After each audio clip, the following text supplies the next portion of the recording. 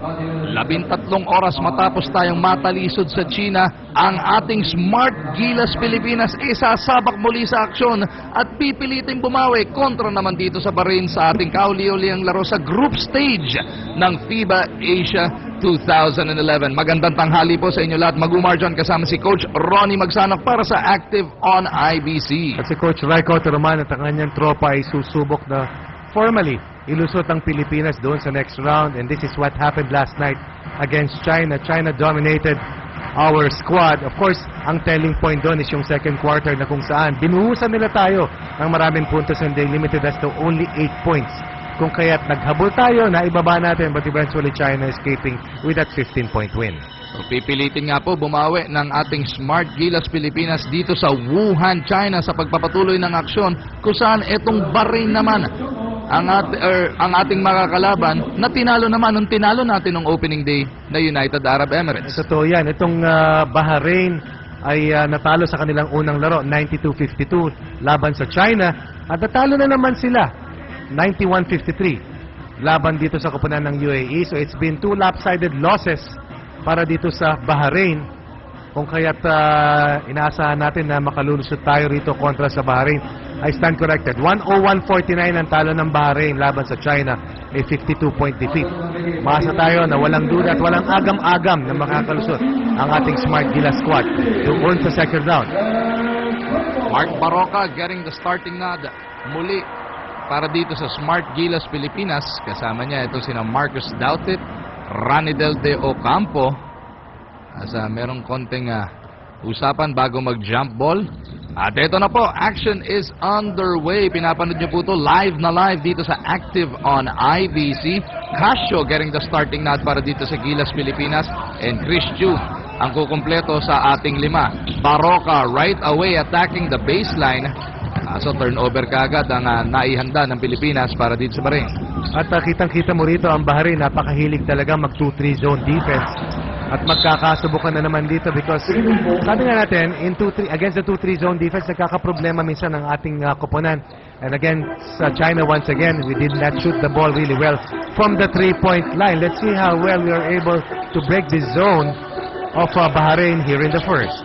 Through the first 2 games ng ating kampanya dito sa FIBA Asia, 22% pa lamang ang ating tekada from the 3-point line as Marcus Doutit i-score ng unang 2 puntos ng Team Pilipinas. Ever solid, ever consistent, led the team once again with 17 points in 28 minutes last night. 17 and 10 po ang naging talaan ni Marcus Doutit against the numerous giants from China. Wang Zuzu, Yi Jianlian, at meron pang 2 bagito over 7 feet na naglaro for China last night. Pero Coach Ronnie, gaano kalaking factor? Mag-aalas 10 ng gabi natapos yung laban natin sa China. Alas 11 ng tanghali ang tip-off nito. 13 oras to recover both for the players at pati sa ating coaching staff. Well, it's never easy. Makikita mo naman yung eye bags ng ating coaching staff at ng ating mga manlalaro nandyan. Pero ang mahalaga ditong isipin, lahat naman ng mga koponan, ganun ang mangyayari. Malas mo nga lang kung ikaw ang pinakamaaga, as Chris Chu had a strong game yesterday, scoring 12 points, nails that jumper for the Philippine squad. Abante po tayo rito ng 4 na puntos. Long 2 lamang yon dahil stepping on the line, Bahrain on the attack. Hindi pa sila nakakabutas sa larong ito. Tandaan natin, tinalo natin yung UAE ng 40 puntos. At yun din po, tumalo kahapon dito sa Bahrain. Naputokan sila ng shot clock. Casio to Barroca. Beautiful execution ng Smart Gilas Pilipinas. Chris Chu with a layup. Imbes na hayaan na lang mag-expire ng 24-second shot clock, pumukol ng isang long pass. Nasalo ni JV Casio, 4 sa 6 na puntos dito nang galing kay Chris Chu. Chris Chu, one of only 2 players natin averaging in double figures as Bahrain. Binuksan ang ating laro with a 3-point shot galing dito kay Muhammad Khamis. Itong si Muhammad Khamis, nagtatangkang butasin ng matyagang depensa ng Pilipinas sa half-court sets ng Bahrain. Players to watch for Bahrain: Hussein Al-Tawash, jersey number 5, Maitam Isa, jersey number 6, Bader Malabes, with a scintillating game against China, scoring 17 points, contained to 9 points last night against UAE. At si Ahmed Malala, wearing jersey number 15 with 11 points against UAE last night. Na-check na itong Si Bader Malabes, binansagan na nga siya na ating kasamang si Miko Liling, si Baderminator. Yes. Tignan natin, mas kilala naman syempre siya na itong mga Pilipino, lalo na ng dati niyang kakamping, itong si JV Casio. That quick three in the backcourt, creating a lot of turnovers and has pushed the pace for the Filipinos in the first 2 minutes and 50 off the first. Kung kaya mabilis na abante, 5 puntos na kalamangan for Smart Gilas.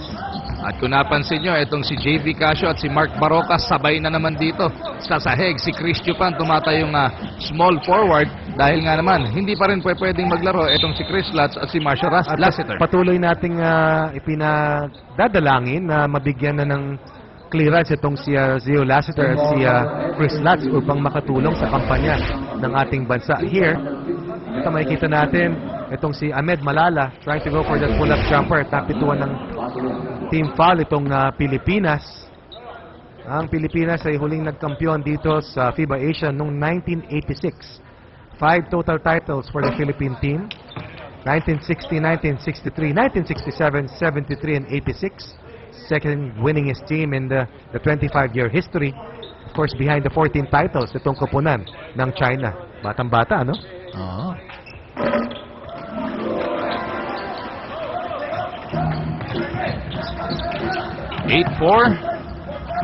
Smart Gilas Pilipinas, abante rito ng 4. Wala na pong 7 minuto natitira sa ating opening quarter.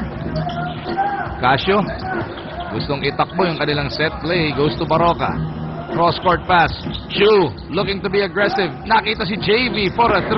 Casio knocks it down.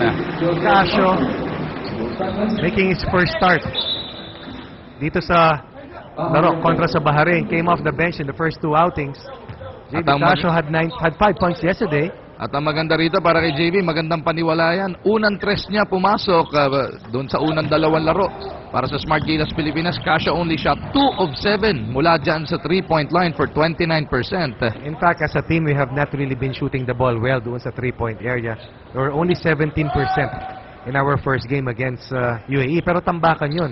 So hindi natin pinroblema. But against China, although we shot 4 3-point baskets, some of them came when the outcome was beyond doubt.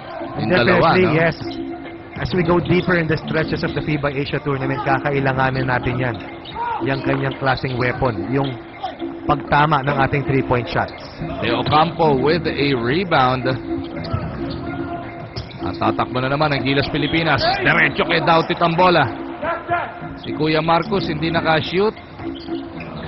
Pero nandito pa rin ulit sa kanya ang bola. Doughty, second serving, sinigurado na. This is probably one of the shortest front lines that Marcus Doughty will be looking at here in the FIBA Asia Tournament. Of course, hindi naman natin matatawaran ng effort ni Marcus Doughty. Has been a constant and a consistent performer as Bader Malabes nets a 3-point basket para dito sa koponan ng Bahrain. So the former De La Salle Green Archer, Bader Malabes, with his first 3 sa larong ito. 17 points in his first outing against China. 9 points last night against UAE. A total of 29 points in the last 3 games for Bader Malabes. At si Marcus Doughty nananalasa doon sa ilalim. Binanggit mo nga, ito na malamang ang mga pinakamaliit na front line. Eh, talagang pahihirapan niya yan, parurusahan niya yan dahil in that first 2 games na nilaro niya, ang lalaki ng mga kaharap niya. Although, pinaglaruan din niya yung front line ng UAE. Baroka now on the run.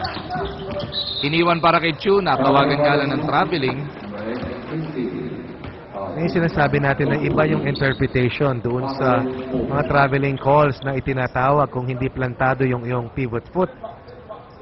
15-7 here in the first quarter so far.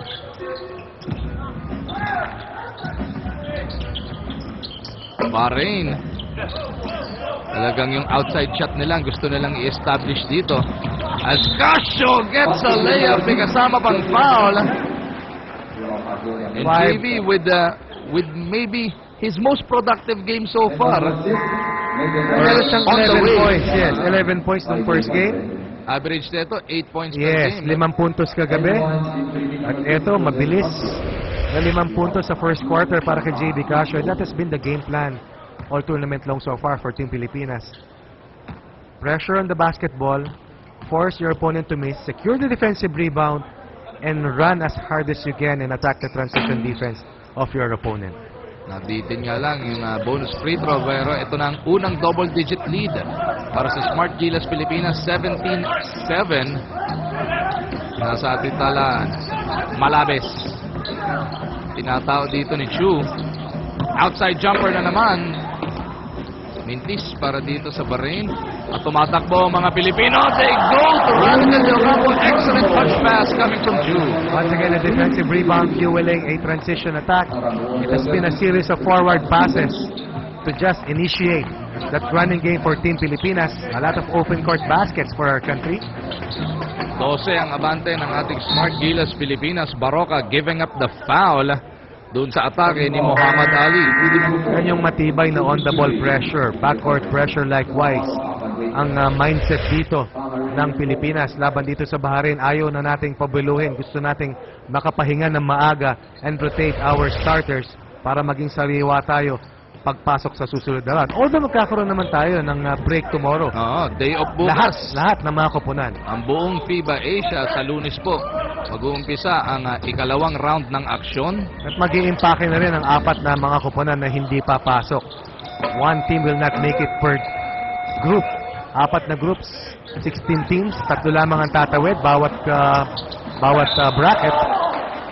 So tayo naman ay lulusot na into the second round. Yes. Pero ang importansya na larong ito, Coach Ronnie, carry over ang ating win-loss record. Tama yan. And of course, I'm sure that Coach Rico Turaman will try to go for different combinations. We saw Japet Aguilar last night play minimal minutes. In fact, itong si Japet Aguilar only played a total of 3 minutes. Yung huling 3 minuto Yes. ng laro pa yun. Let's see kung makaposte tayo ng malaking kalamangan, kung ipapahinga na itong si Marcus Douthit at gagamitin ng mahaba si Japet Aguilar.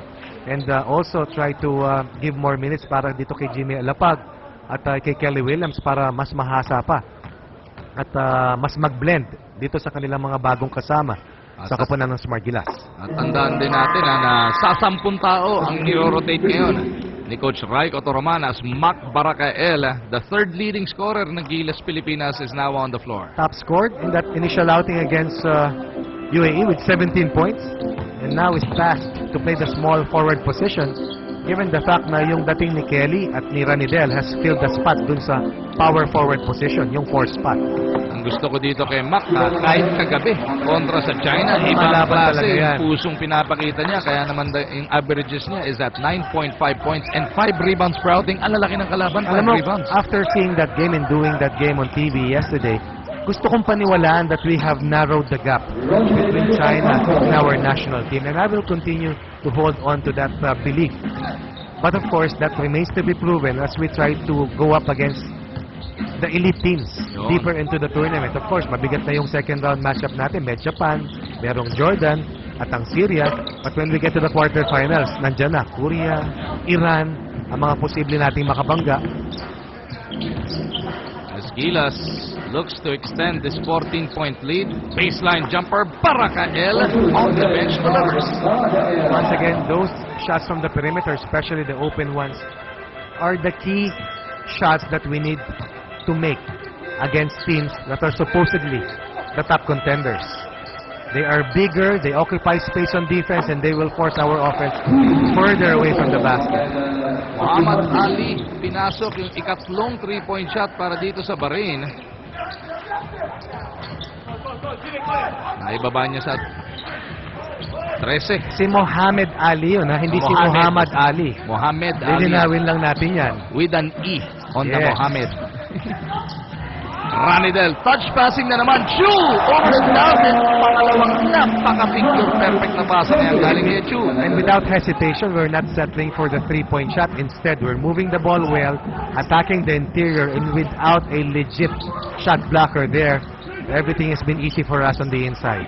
Balik sa 15 ang abante ng Gilas Pilipinas.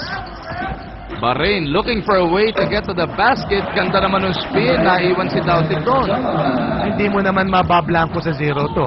Yung Qatar nga na 5 lamang ang manlalaro, pumupuntos pa rin. Subalit ito, Mac Baracael muffing an easy layup. Stop and pop, long 2. So kahit sa fast break, nakita si Ranidel na lang nasa dulo, pero pinepuwersa pa rin ang Bahrain mula sa labas ang kanilang mga Well, tira. yun lamang ang pwede nilang gawin talaga dito. And in the last 2 games, makita mo naman yung team tendencies ng Bahrain. mostly outside shots, and we miss another layup. Pero this time around, mukhang merong foul. Inabot si Christian, ito ni Mohamed Ali. At tumawag muna ng timeout. Etong Bahrain. Etong timeout na to, hatid po sa inyo ng Outlast Battery.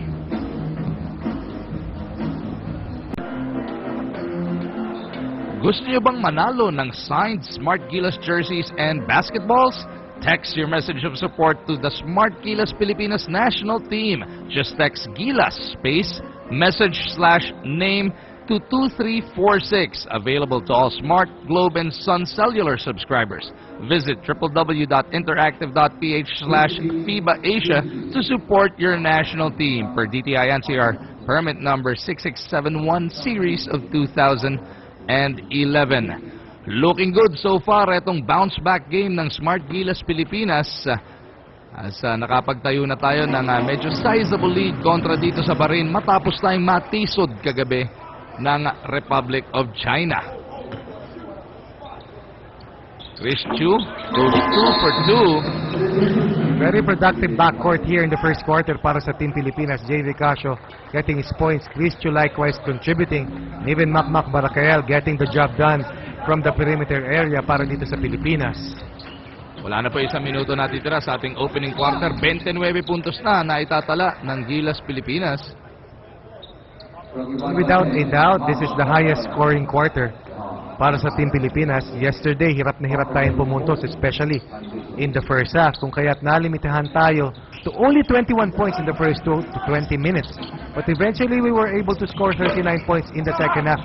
But it was so tough for us to be able to catch up laban sa China. Diba merong kasabihan, hindi araw-araw Pasko? Pwede rin naman sigurong hindi araw-araw malas tayo. Tama, tama. Hindi na paniniwala natin. We've worked so long and hard to get where we are right now. And this has been a 3-year program for Coach Raiko Turaman and the rest of the troops ng Smart Gilas. Douthit keeps it alive.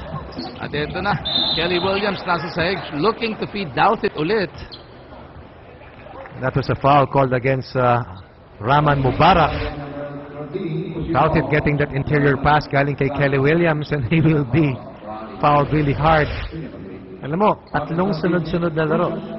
Nakakapagod yan. Especially yung emotional aspect, no? Yung binuhos mong adrenaline kagabi, trying to compete. Kasi, maski na lumangmang ng malaki yung China, pinilit natin makabalik. At hindi tayo nangayaw. Madulas po ang bola. Oo, kapos yung naging unang free throw ni Marcus Douthit. Marcus Douthit, normally a steady free throw shooter, although last night, only 43% for Marcus Douthit, 3 out of 7. At ito, binawi naman niya dun sa pangalawa. 10 segundo na lang natitira sa ating opening quarter. 12 po ang abante ng Smart Gilas Pilipinas. Tignan mo yung flexibility dito ni Makmak Baracael. Kaya bumantay na malaki, kaya bumantay at pumressure sa backcourt. 12 ang abante ng Pilipinas pagkatapos ng unang 10 minuto. Diyan nga po magtatapos ang ating first quarter. 30-18 ang nasa ating talaan. Aba, tutok lang kayo dito sa Active on IBC sa pagbalik namin second quarter na.